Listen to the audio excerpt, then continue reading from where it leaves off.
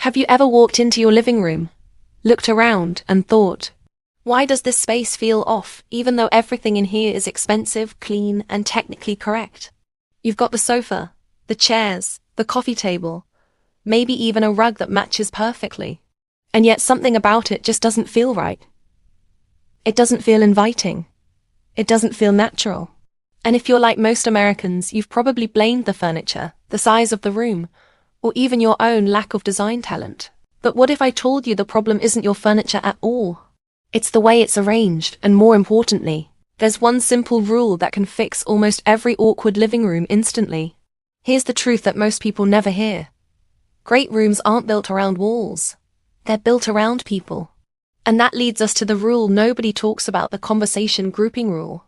Once you understand this, you'll start seeing every poorly designed room in a completely different way.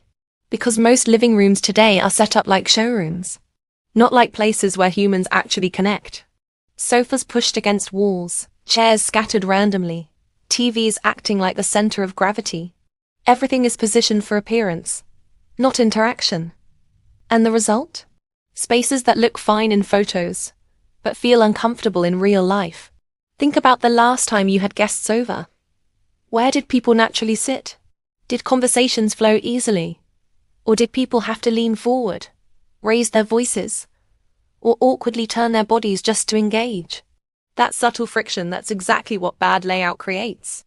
And here's the part that makes this powerful. You don't need new furniture to fix it. You don't need a bigger room. You just need to reposition what you already have using one guiding principle: furniture should face each other, not the walls. Now, I want you to imagine two versions of the same room. In the first version, the sofa is pushed flat against the wall. Two chairs are off to the sides, and the coffee table is just floating in the middle. It looks organized, but if two people sit down, they're either side by side staring forward, or diagonally positioned like strangers in a waiting room. Conversation becomes effort. Now picture the second version. That same sofa is pulled forward, the chairs are angled toward it, and suddenly there's a defined zone of space where people naturally face each other. No one has to think about where to look. No one has to adjust their body awkwardly. The room now supports human behavior instead of working against it. This is what designers understand intuitively, but rarely explain clearly. A room isn't just a collection of objects. It's a system designed around interaction. And when that system is broken, everything feels slightly uncomfortable, even if you can't explain why.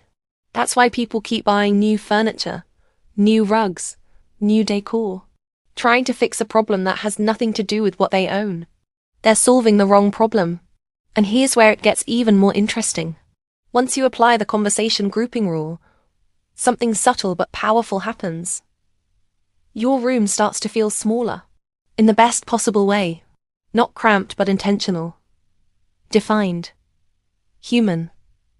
Instead of one large, empty, disconnected space, you now have a purpose. A zone. A place where people are meant to gather.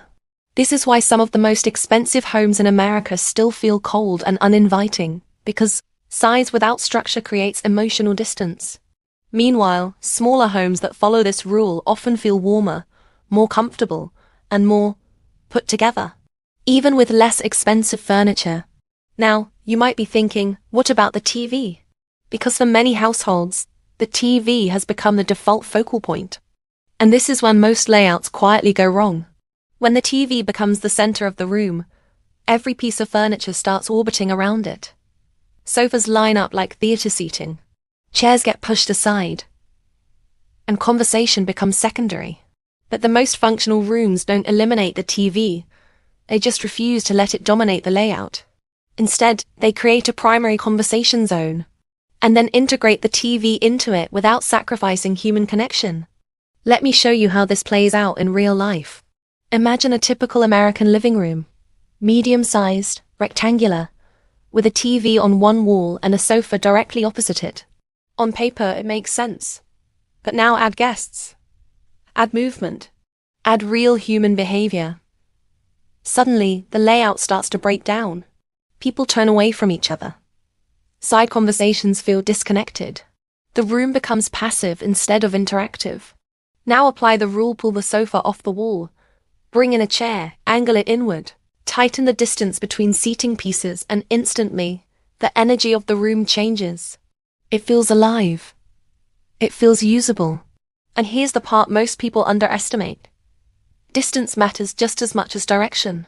If your seating is too far apart, even if it's facing correctly, conversation still breaks down. There's a psychological threshold where people feel either connected or isolated, and your layout determines which side of that line you fall on.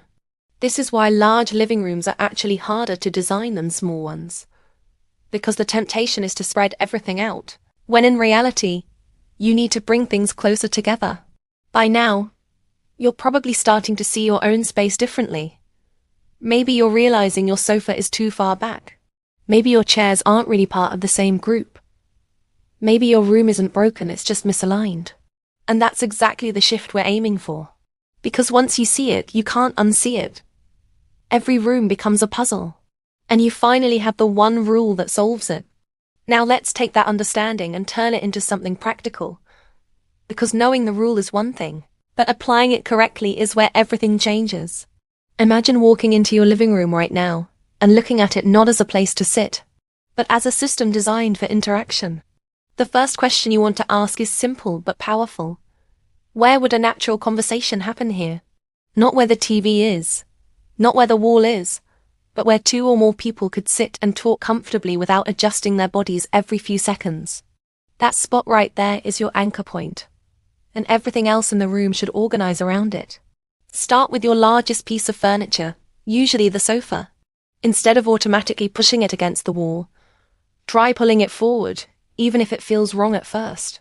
This is where most people hesitate, because we've been conditioned to believe that pushing furniture to the edges makes a room feel bigger. But in reality, it often does the opposite. It creates a hollow, empty center and disconnects everything. When you bring the sofa forward, even by a small amount, you begin to define a space. You're telling the room, this is where life happens. Next, bring in your secondary seating chairs, love seats, or even stools and position them so they face the sofa, not just exist near it. This is where the magic happens. You're no longer placing furniture. You're creating a conversation loop. Everyone in that space should be able to make eye contact without turning their entire body. If someone sits down and instinctively feels included, you've done it right. If they feel like they're on the edge of the group, something needs to shift. Now let's talk about spacing, because this is where most layouts quietly fail. A good rule of thumb is this. People should be close enough to speak comfortably without raising their voices, but not so close that it feels cramped. That balance is what creates ease. If your seating pieces are too far apart, the room feels cold and disconnected. Too close, and it feels forced. The sweet spot is what designers call intimate distance, and once you find it, the room almost calibrates itself. At this point, you'll notice something interesting. Your coffee table suddenly makes more sense. Instead of floating awkwardly in the middle of nowhere, it now becomes the center of your conversation zone. Every seat should be able to reach it easily without stretching. This might sound like a small detail, but it's one of those subtle signals your brain picks up on. When everything is within reach, the space feels functional. When it's not, something feels off even if you can't explain why. Now let's revisit the TV, but this time with intention. Instead of building a room around it, you're going to integrate it into your conversation layout. This might mean angling your seating slightly, or choosing a focal point that balances both interaction and viewing. The key is this. The TV should be accessible, not dominant. The moment it becomes the only thing your furniture is facing, you've shifted from a living space to a viewing space. And those are two very different experiences. Here's where this gets really powerful. Once you apply this rule, you'll start noticing that your room feels more active, even when no one is in it. It's hard to explain, but there's a sense of readiness, like the space is waiting to be used. That's the difference between a room that looks good and a room that works. One is visual, the other is behavioral. And behavior is what people remember. Let's walk through a quick transformation scenario to lock this in. Picture a room where everything is pushed to the edges. Sofa against the wall, chairs off to the side, coffee table centered but disconnected. Now, Step 1. Pull the sofa forward. Step 2. Bring one chair in and angle it toward the sofa. Step 3. Adjust the coffee table so it sits within reach of both seats. Just those 3 moves and suddenly, you've created a functional conversation zone. Add a second chair if space allows. Tighten the spacing slightly. And now you've gone from a passive layout to an intentional one, without buying a single new item. And this is where the deepest shift happens, the mindset change. You stop thinking like a consumer, arranging objects to fill space. And you start thinking like a designer, shaping experiences through placement. You realize that comfort isn't just about what you own, it's about how those things interact. And that realization carries into every room you design from this point forward. So here's the takeaway, the one rule that changes everything. Furniture should create connection, not just occupy space. If your layout supports conversation, the room will feel right. If it doesn't, no amount of decoration will fix it. This is why some rooms instantly feel welcoming, while others feel distant, even if they look similar on the surface. Now I want you to do something simple but powerful after this video ends. Go into your living room and move just one piece of furniture. That's it. Don't overthink it. Just adjust one element to better support conversation, and notice how it changes the feel of the space. Because once you experience the difference firsthand, this won't just be a concept anymore. It'll be a tool you can use forever. If this video changed the way you see your space, then you're exactly the kind of person this channel is for. We break down simple ideas like this, ideas that most people overlook, and show you how they can completely transform your environment and your daily life. So subscribe, stay with the channel, and start building spaces that don't just look good, but actually work.